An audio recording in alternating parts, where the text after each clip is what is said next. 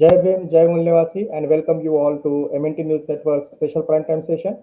Today is Sunday, and as you all of you know, that every Sunday we are organizing the panel discussions or various sessions in the English language. Whereas rest of the day we are organizing the panel discussions in Hindi language, primarily from Monday to Saturday. We are organizing in Hindi, whereas every Sunday our focus is the entire NRI class as well as the southern part of India who are not well familiar with the Hindi language. For them, we are organizing this every Sunday, the program in English. And every Sunday we are discussing various topics, various issues, various burning topics. And today also we are going to have a discussion on one of a very famous personality or famous forefather, Periyar E.V. Ramasamy. So basically, as all of you know, that 17th September is coming up, and 17th September is basically the birth anniversary of Periyar E.V. Ramasamy. And Periyar E.V. Ramasamy is well known for his self-respect movement, for his struggle, for his various writings, for his speeches, for his movement, Vaiko movement, and various his activities are well known. But most of the literature or most of the information that is available in English, whereas very less literature is available in Hindi. So our focus is to get the information in both the languages. So today we will discuss in particularly in English language, and on 17th of September we will discuss in Hindi language, so that the southern part as well as the North Indian part of the country, everybody will come to know about this great personality, Periyar E.V. Ramaswamy Naikar. So basically, today, as you all of you know, that this discussion will be live. It is already live on Facebook and YouTube. So all the viewers who have joined through Facebook, they are requested to share this link in their entire network, social network, so that this information can be shared to all the people who wants this particular information about Periyar E.V. Ramaswamy, and also to all your relatives, so that this information is passed on to them. Also, people who have joined through YouTube, they are also requested to share this link to all of the people who are in your network, so that the information reaches to the masses, because very few informations are available, particular critical informations are available in the social media. So our target is to spread as much information as we can of our forefather struggle to the general masses. So today we have with us a very well-known personality on particular today's topic. Today we are going to discuss about Periyar E.V. Ramaswamy and his social revolutionary movement. And today we had Mulyavasi Ananduraj. He is a well-known writer, critic, and Ambedkarite from Kerala, and he is sharing various thoughts on different channels. And today we had also fortunate to have Ananduraj on our channel. So without wasting time, I would like to welcome Ananduraj to MNT News Network studio. Sir, welcome you to MNT News Network. Jai Bhim, Jai Mulyavasi, and Jai Savitan, Jai Bharat. Thank you so much. I'm really happy and honored to be here, and I really appreciate this initiative for knowing much better about E.V. Ramasamy Periyar, and I'm very happy that you organized this meeting on this birth month of E.V. Ramasamy. Um, so. Yeah, Without any introduction, yeah, yeah. most of the people around India whom have followed the Renaissance movements and the nationalist movements may have known or heard about E.V. Ramasamy. He was such a famous figure from South India, or we can say India itself. Uh, Even UNESCO once, they actually praised him. They called him the prophet of Southeast Asia. He was called as Socrates by the UNESCO, and once he was one of the greatest men who have lived during the Renaissance period of time, and so I don't think there is a need of much introduction for him. Uh, Even though he had died about 50 years back, he still captures the imagination of politicians and common people and any Tamil speaking person, or and any person. Of course, people with who believe in social justice and democracy. There is no need for introducing him. He lives in the minds of these people, in their politics, in their cultural identity, even after 50 years after his death. Uh, because of his views and ideas, he was considered as one of the icons, the iconic figures of social justice politics and right-based politics as such. Uh, and we can easily say that he was one of the greatest who have lived in the epoch. So, if you have to look on the life of EVR, he was actually different from many other leaders who have lived. He had raised issues. He had raised issues in both politics, social activities, and cultural activities, etc. He has been uh, he was actually working against, at the same time, at the same time he was working against colonialism and casteism. He was really or he was very different from many other leaders, apart from Dr. B.R. Ambedkar or many others from Kerala, other states and all. uh, his ideas of social justice was very, he was just very, it's very important. And we should understand, and we should study about it. We should do more research on his ideas nowadays also. uh, as I recall his work, he came to the he was firstly a congressman. You may know that. He worked with Congress, and he was once one of the prominent leaders of the Madras Congress. When he was leaving, it was Madras presidency, Tamil Nadu. So he was one of the main prominent leaders of the uh, Indian National Congress from Madras presidency. Uh, it was his, if you recall the working, the ideas and the views of Congress, we will understand that it was just a group of mere elites. uh, it was started, we all know the Congress was started at the end of the 19th century, and it was just a group of mere elites which were whom were not at all interested in social progress or social amelioration. They were just keen on political ideas of politics, and they just wanted the rules, to change from the hands of Britain to the hands of the Brahmins or the Brahmanical people living in India. They never Yeah. even tried, or they were ignorant about the social injustice, the inequalities happening in India. So at that time, Correct. we can see Sir, Periyar. basically, as we can see, the birth of Periyar in the year of 1879, and almost his whole life he had spread for the, and he has given his whole life for the movement. But as far as means, it will be better to understand the situation at that time, basically around 1880 or 18 around 1900.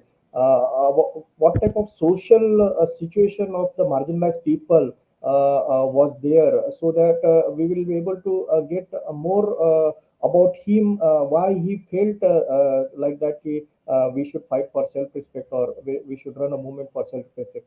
Can you just throw a small means brief about that during that particular situation to understand more in detail Periyar's struggle? Yes, of course. The period between 1850 to 1950, which we vaguely call Renaissance era. I'm not actually accepting that term. However, we vaguely translate it as Renaissance era. He himself born in that era. During that period, the Britain was in the power. in India, and there was this Brahmanical structure existing here. Those two powers were coexisting at that period. Since there were two powers, they had to, they had to gain people to their support in order to gain power. So the Brahmanical structure just loosened their strings, and they tried, they masked like they were very liberal and all. But in actual way, in actuality, they were not at all loose. They actually um, transformed their mask into something which was favorable to them. And many people thought that they were actually accepting them, but actually the happening was just Sanskritization. They were just Sanskritizing people, and they were making the side bigger. So they came by the working of two powers in the same time. There existed a space. They formed a space in between them. uh, in that space, many renaissance leaders arose. Periyar was one of them. He arose within the space created by the tug of war between two powers. Uh, so there was some space for in favor of us, in favor of the Moonlivasis, or in favor of the indigenous people. So if you check the social changes of that time, we can see that in all over India, the scenario was actually changing in a big scale. We were having talks about social justice. We were having talks about equality, women's right, and everything. At that time, many came into politics. One such person was Periyar. When Periyar came, the nationalist movement and the Congress was at its peak. It was peak of the nationalist movement. He used that space he used that space and he actually, even though he was with the Congress, he wanted social justice. Actually, the Congress had no intention to upgrade or renovate or renaissance, and for any renaissance. uh, Rather, they actually were trying to make the power for themselves, uh, to take us back to a nostalgic history where Varnashrama Dharma ruled, or Vedas and Puranas ruled. Uh, in fact, every nationalist leaders were working towards that goal. It was at that time Periyar actually managed to do some changes even inside Congress. We can see many non-Brahmins came to the leadership in Madras Congress committees, and they even sidelined many Brahmin leaders and many so-called upper caste leaders, uh, and they tried to represent every communities. He even tried to like we both know the decline of social conference. The social conference was actually declined and social congress raised, because nobody was interested in social amelioration, and everyone was only interested in political powers and political ameliorations only. uh, Dr. B.R. Ambedkar was against that. Periyar actually worked within it, and he tried to renovate even Congress. And we both know the history. After that, it was not possible since the Brahmin changed, like Ambedkar said. That's what happened at that Gurukulam issue, when when Madras Congress Committee was funding a Gurukulam which was supposed to work in a secular basis, and it was not working like that. At that time, the Brahmins were having much privilege in that. The Brahmin students are having more privilege than the students from other communities, and Periyar came to know that, and he tried to resist it. He was very angry with it, but they wouldn't change. And because of these untouchable issues, many other small type of untouchable issues, he left Congress. You can see that the social context of that time was that everyone was and everyone got understood the working of the social system. The social system was that the Varnasama Dharma is actually working as a social system inside this country. Even though many powers came, we can see in history many powers from many dynasties came here, but the Varnasama Dharma still remained as the working system of the Indian society. Um, Bhagavan Das in his book In Pursuit of Ambedkar once said that if you threw away your caste through the front door, it will crawl back through the window or through the back door. It was like we are again Sanskritizing. We were again Sanskritizing. We were trying to become liberal, but without changing the Varnasama Dharma or resisting against it.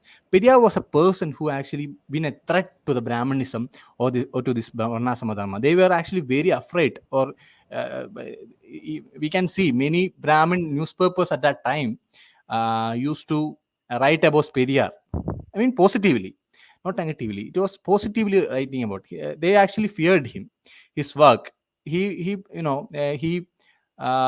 openly rejected the Varnasama Dharma. He openly rejected the Puranas, the Vedas, and even at the Vaikam Satyagraha, what he had done.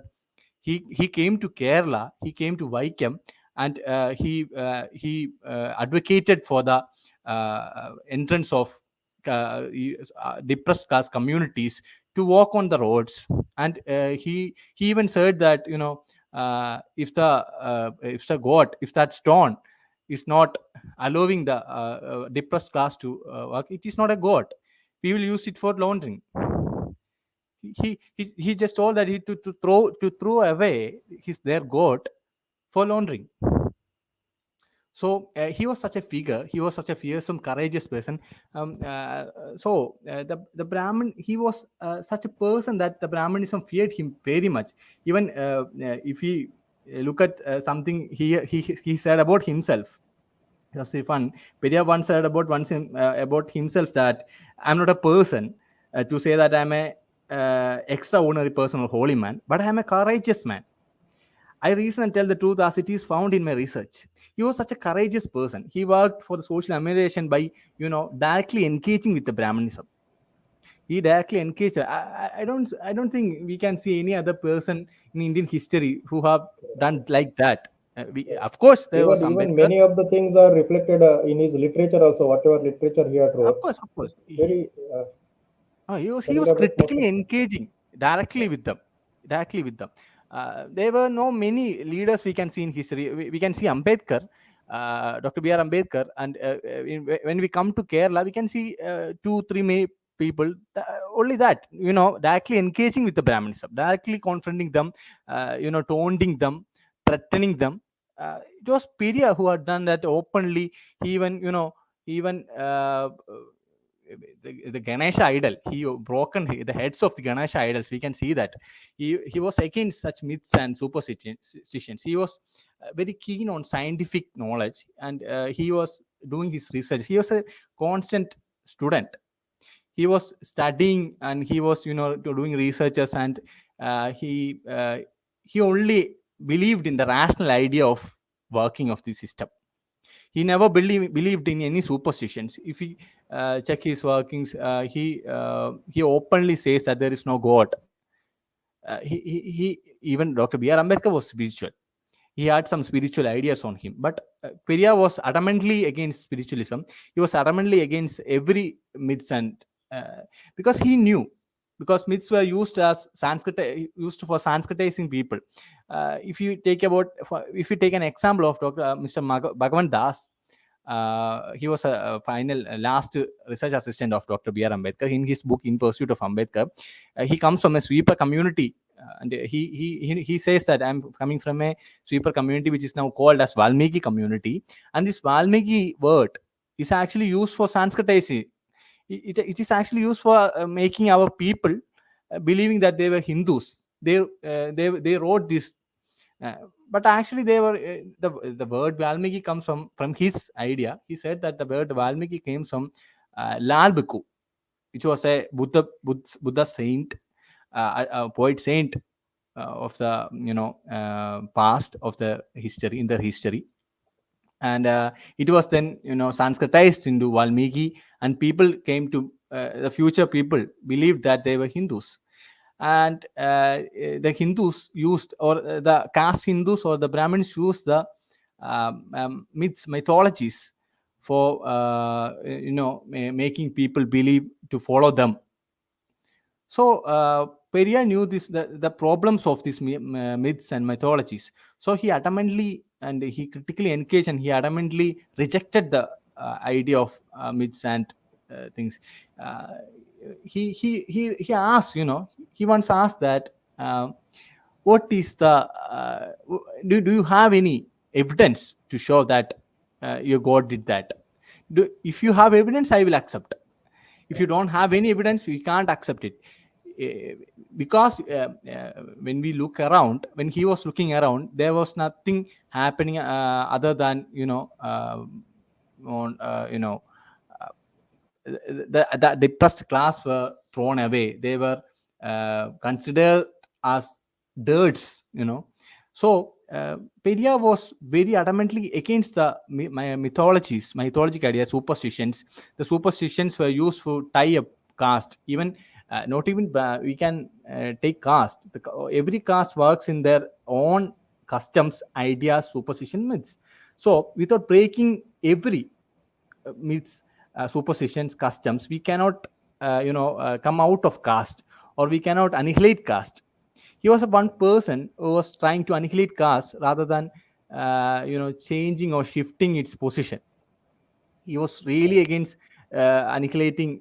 He was really with annihilating caste, as I recall him. The main one of the thing I felt very interesting was the idea of Adi Dravida concept. The Adi Dravida identity concept. He encouraged the idea of Adi Dravida against the national identity building at that time. There was a national identity trying to build at that time by Mr. Gandhi or other nationalist leaders. He openly rejected that, and he told all the people that we should come under our identity in order for us to raise the Adi Dravida identity. Was actually not a caste identity. It was actually an we cannot take it as an anthropological identity, but as a identity of ideas. He was trying to take up every Mulnivasis inside it, and trying to raise from ourselves. They had to he had to change the social system, change Brahmins, also also our people, also Mulnivasis. So he tried very much using the Tamil language and the idea of Adi Dravida identity. His Even I identity think tried. all his propagations also was very rationalized and very practical. Basically, he was trying to Yes, explain yes. each and everything practically to the common man. I think that was the basic reason of getting this Dravidian movement, a very strong movement. Means basically it converted into a very strong movement, and it was a challenge to the system. Basically, that time Of course, of the course. system that was there. Yeah, Yeah, that's why his policies have been institutionalized now itself. correct. Yeah, yeah, Every Tamil people around the globe idolizes him. Even after Periyar, every year or every parliamentary year, the Tamil Nadu was ruled by Dravida Kazhaga Munnanis, or from the political parties with the identity of Dravida. And even the common people accept this idea of Dravida as their identity. There are problems, it is not changed like ideas anticipated, but still the idea of Adi Dravida exists within the minds of every even born babies, newborn babies. So he was such a big pragmatist. His practical ideas were very much institutionalized, and he could make it flow through. His ideas actually didn't constrain in certain geographical areas. It actually went outside the structures or the outer layers of this geographical area. Even the Adi Dravida ideas and movements arise in Kerala was actually the it was actually the pre no no actually the post. It was a post successor of that Adi Dravida movement raised by Periyar. Periyar has to be acknowledged, if I say so. He has to be acknowledged as one of the main or the nationalist leader, which has changed the whole India, rather than Mr. Yes. Gandhi or Mr. Vallabhai Patel, even greater than, if you ask me, Nehru, because they were all trying to defend against the colonialism. And what did they do? Even Nehru's work, what Nehru initiated the working of IITs, which now became a caste ghetto. It's actually caste ghetto for Brahmins now. IITs has become. At the same time, Dr. B.R. Ambedkar and Periyar argued for social justice. They wanted the social justice along with the anti-colonialism. So, if you ask Sir, me, they should be considered as, yeah, oh, okay. yeah. They should be One more considered thing I as a would like to national know. leader. Correct, correct. One more thing, as means he just overall struggle. If we see, it went both ways. One way was the social awakening part, and other way was the political awakening part. Because if we see, though he was initially linked with the Congress, but later on he formed the Justice Party, and later on he tried to generate that type of means leadership qualities or leaders within this particular community, so as to rule the system also. So how do you see the political awareness brought by Periyarji and its continuation in present days? How do you correlate that particular scenario, sir? Yes, even Ambedkar's ideas were, at a certain period of time in history, during after independence, the ideas of Ambedkar, Periyar, everyone's ideas actually got stuck somewhere, and it took some time. But if we take about 45 years back, you can see it started sprouting again. And now, at the present scenario, it is actually very much, it's like a fire. Every young people who are using social medias, and every even BJP had to accept the uh, now accept the representation of the depressed class. uh, if you ask me, the representation of this Murmu, even the representation of Murmu is considered as changes happened only because of the ideas propagated by Periyar and Ambedkar, etc. Uh, their ideas actually, it initiated fires in the minds of the younger generations. And there are so many books and videos now available in social medias and every public platforms and private platforms. So their ideas have now, within the new system, within the new ideas, within the new value systems, within the new the ideologies arise. Within that, the core has now become the ideas of Ambedkar and Periyar.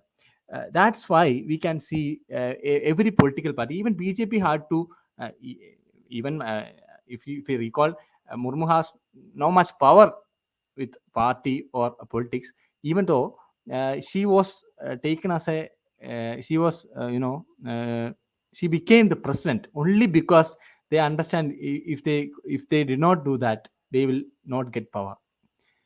So the idea of diversity, representation, everything came within the ideas of Ramasamy, Periyar Ramasamy, and Ambedkar. So I have a very good faith, in the future politics, that it will emerge and it will develop into a better political scenario with the pragmatic ideas of Ambedkar and Periyar. Uh, you know. Uh, One more thing, that the ideas of Ambedkar and Periyar were actually parallel, not same. They were parallel towards the social justice. So this diversity in social justice ideas will give us more widened view to how we should develop a future, how we should consider the every aspect for the social justice. So it is a very good thing that we take up these personals and their ideas, and it is now once more publicly spoken and everything. So I consider the ideas of Periyar are very much influencing the politics in at least in South India.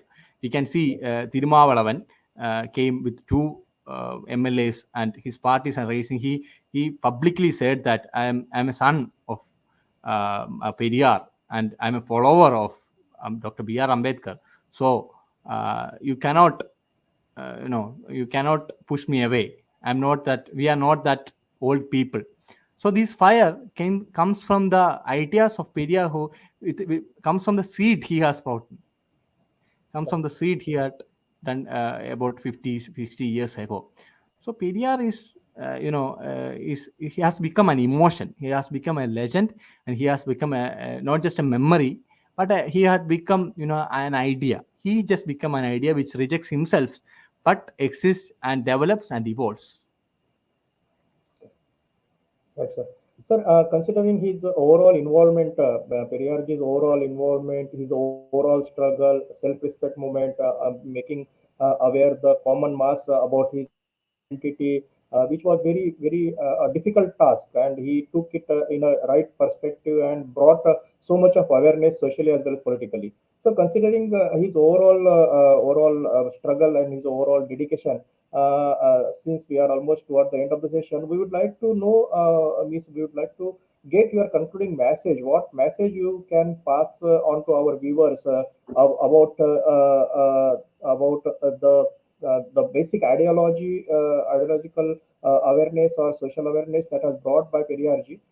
Considering his overall struggle, what message you would like to pass on to our viewers, to the entire scheduled caste, scheduled tribe, other backward classes, the indigenous people of India? How you want to take ahead his Periyarji struggles to the newcomers or new generations? Uh, uh, I will record what Periyar said once in a rationalist forum. He once said that the aim of Thinkers Forum was not to fight Brahmins. Periyar said firmly, it was not our idea is not to agitate against Brahmins, and not that. Uh, our mission should be to reform our identities, to reform our cultural past, to retake it, and to replace the current Brahminical system. And by removing, also we have to remove our faults and disgracefulness happened at the past, and we should take up our identity and work for our community, rather than going on a war against Brahmins. We are not going to war a bloody war against Brahmins or any other communities. We need to develop ourselves, of course, by doing a war, like not a bloody war, but a literal or a war of knowledge with them. We actually we have to become entrepreneurs. We have to become represented in many ways. We have to help each other. If you take some examples in the black movements from America or any other nations, they all encourage themselves. They put career guidance facilities for peoples of their community to do whatever they like, to do businesses, to become entrepreneurs, to do jobs. They supported each other. So we have to build a institution which is not a legal institutions, but we will have to we should we should build such institutions for helping each other, for raising our voices, rather than fighting a bloody war against Brahmins. We have to look ourselves too. We have to look after our people too. So if I take his Periyar's words, we have to reform Dravidism, Dravidians, and we have to reform Dravidians and to remove the false and disgraceful. And we should come forth. We should fight for our place. We should help each other ourselves out. We have to help our children, our brother communities. We have to annihilate caste, and we have to come forth. So that's my message. We have to fight with our identity in the front place. Right, right. Very well pointed out, sir. Definitely, the message that you have passed on will be taken positively by all the indigenous people of India, and they will try to struggle. They will try to take this Periyar's struggle, Periyar's ideology, Periyar, not only Periyar's, but even as you said, Dr. Ambedkar's ideology, and even Buddha's ideology. These all give one particular path to the rise or development of the indigenous people. So definitely, if they work on or take ahead this ideology in positive manner, definitely it will help to develop themselves, and not only themselves but the entire society and the entire nation. So if they have to simply follow the path, the guidance that has been given by our forefathers. Sir, thank you very much for joining today and giving elaborate information on Periyar's struggle and his social movement, making aware all our viewers about his social movement. Thank you very much, and we will be again welcoming you on other day on different topics. I hope you will again join us to discuss different topics, different issues that we will be bringing on event in that, sir. Thank you very much. Jai Hind, Jai Bhola, sir. Thank you. It was Anand Raju from Kerala who had joined us and given brief information about Periyarji and his struggle. Basically, very well message passed on by him that we should continue this struggle of our forefathers, and we should take it positively. The entire ideology, the entire the path that had been showed by our forefathers. Thank you very much for joining today, for getting, and definitely on 17th of September is very near. We wish all the MNT News Network viewers a very happy birth anniversary of Periyar E.V. Ramasamy Swamiji on upcoming 17th September. Thank you for watching, and as you all know that every week we are organizing the discussions, various discussion in Hindi language, particularly from Monday to Saturday. And tomorrow also at 8:30 p.m. we are going to organize one different topic, and the topic says the Gautam Buddha नामक दवा से ही भारत का हजारों सालों से दूषित हो चुका सामाजिक और राजनीतिक अशुद्ध रक्त शुद्ध होगा. This was the statement that was given by Dr. B.R. Ambedkar, and we are going to discuss tomorrow on his sentence that has been given, and this topic will be elaborated more along with Mulnivasi Dr. Vijay Kumar Trisharan. He is a social thinker, social activist, and he is a good writer also. And tomorrow he is going to join us on this particular discussion. So be with us tomorrow at 8:30 p.m. And thank you very much for joining today. Jai Bhim, Jai Mulnivasi, Jai Savidhan, Jai Bharat.